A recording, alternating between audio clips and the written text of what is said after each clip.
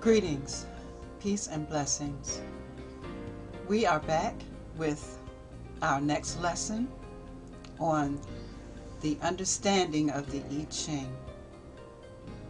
This lesson will involve a very important process. And I say this process is very, very, very important because it is the difference between understanding and not understanding what the oracle is saying to you. We've done an introductory video and we've done 3 videos to kind of get you going in understanding the I Ching. We talked about the nature of the oracle. We've talked about the history of the I Ching itself. We've talked about the hexagrams, etc., that you will find when you're working with the oracle. And I'm doing it this way because I want it to be as thorough as possible, as if I'm teaching a class or a workshop, which I am available to do.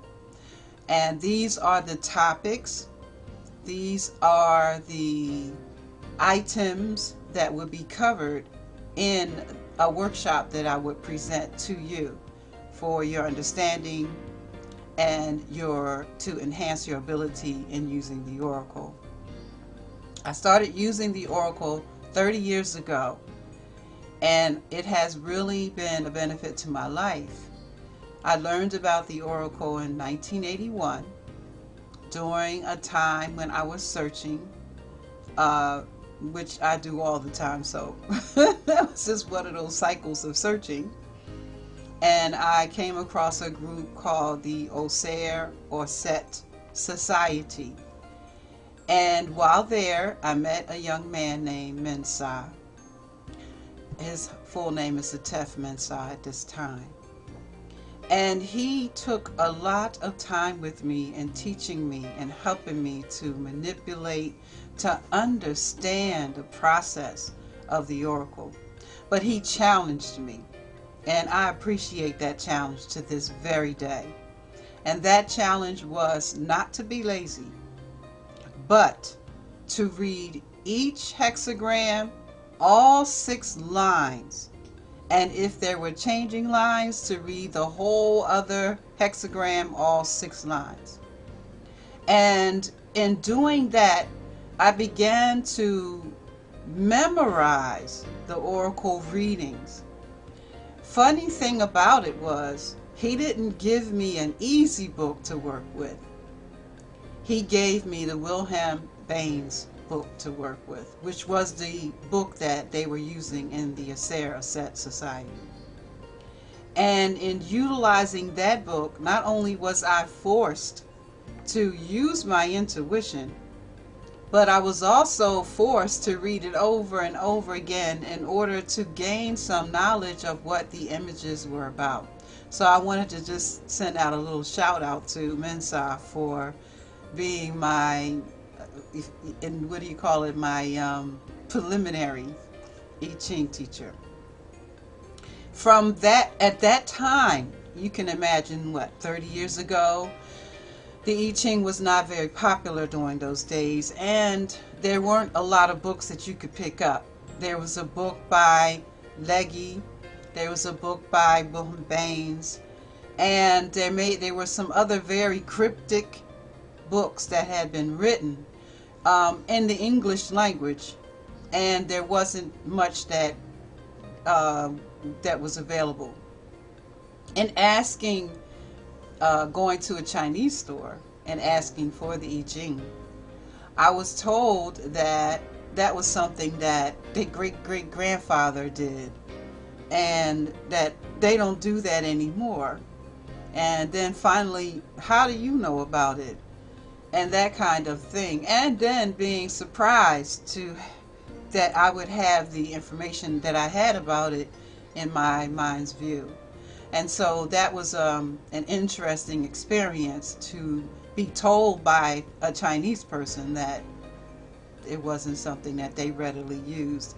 I got the impression again that it was just something that the elders used And as over time, as it is with any ancient book, unless it's continually utilized throughout the process of the society developing and growing, it can become quote unquote archaic. And only those who have memories of those days of yore will pull it out, like the way they'll pull out the old Bible where they have all these newfangled Bibles that you can read. And so in doing that and working with Wilhelm-Baynes, because I never could understand Leggy, so working with Wilhelm-Baynes, I was able to work with the images and the judgment, and then to look at the lines. I was able to watch the lines progress from the bottom to the top. I was able to appreciate why they progressed that way and why the changing lines were there for us to have, for me in particular, to get even further insight into what was going on with the oracle. So this lesson is important because I want to stress how necessary it is to ask the correct questions. What questions do you ask? How do you ask the questions? When do you ask the question? The questions are, if they are posed in the correct way, and I use that term relatively, but if they're composed in a certain way, you'll get an answer that will make sense to you. Because if you write a question down that you don't even understand what you're trying to ask, then the answer that you get is not necessarily going to make any sense to you.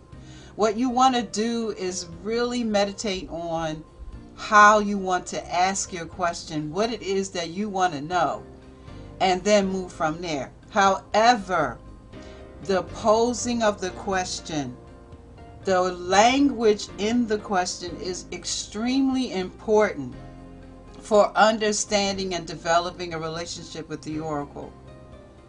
And in the beginning, you may only have to ask one or two questions. For me, after 30 years, I have to sit and ask several questions before I get to what I really want to know, because they will take me on a journey, and the oracle is good for taking you on a journey. So you want to ask, if a situation comes up, whatever it is, one of the most standard questions that you can ask is, please comment on this situation, and lay it out. You ask about one thing at a time. If you say, please comment on, I went to the market and when I got my groceries, the lady gave me a little bit of my change and she didn't put all of my food in the container. And when I left, I got in the car and there was a dent in my car and the person who crashed into my car didn't stop. If you go on like that, then you're going to get an answer that's going to go like that. Okay? So, we're going to probably do part 1, part 2, and part 3 of how to ask the questions of the oracle, simply because we don't have a lot of time. So you want to ask them to comment on the situation surrounding the transference of monies from the cashier to me today. Okay, just that in that situation. Then you want to ask, how did I view that situation?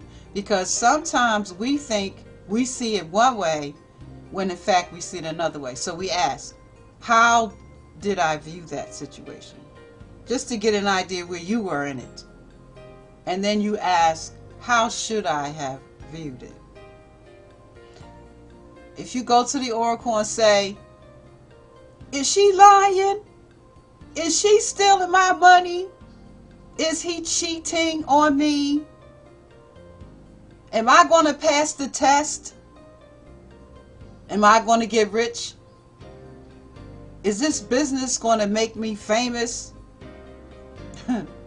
The oracle just smiled and say, questions like, is that the business that you're supposed to be in? Is that the business that your soul came here for you to do? And the question in the oracle will ask, cheating. Was that a mental cheating or a physical cheating? Which one did you mean? And the oracle will say, and what is a lie? Is a lie because you think it's a lie, or is it a lie because it's something that's different from truth? Is a lie always different from truth? And so you'll find yourself going on a journey with the oracle. You'll be like, I want an answer. I don't want philosophy. I want an answer. And so the oracle will say, oh, little grasshopper, be still and get this answer under your belt, because any other answer you're not going to be able to handle, okay? So please, just take your time and listen. So, yes and no answers, never. Okay, you're talking to me. I'm talking to you. Nine of a kind. Been working with the oracle for 30 years on a regular basis, taught classes, have students, clients who utilize the oracle, and we all know yes and no is not the way to go with the I Ching. What's going to happen tomorrow? Not a good question. How should I conduct myself tomorrow while attending our staff meeting? Now there you have a good question. Am I going to be rich? What can I do to apply myself to enhancing my financial situation? What can I do to apply myself?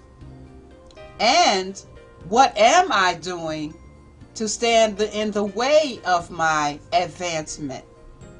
Not what is Joe doing or what is Sarah doing. What are you doing? If you're in a conflictual relationship, you feel the relationship is conflictual. What is he doing or she doing to cause conflict? Not a good question. In fact, those are the kinds of questions that you'll cross your eyes like this and ask, how am I supposed to understand this answer? And so we're going to talk about how you pose questions, how you get yourself together, how you think about the situation before you even start to ask, how you sit down, and how you make assessment before you begin to ask, because the oracle is not a toy. You don't play with the oracle. You can play with it if you want to, but you'll find yourself not being very enthusiastic about using it, because the answers that you'll get will be sort of like, well, you're playing, well, you must not be serious. So if you're serious, then you want to make sure that you come forward as a serious person. So we're going to move into this again, talking more about what kinds of questions to ask in our next video. And I thank you so much for watching. I know it's taking a little while, but it's all for the best. Peace and blessings.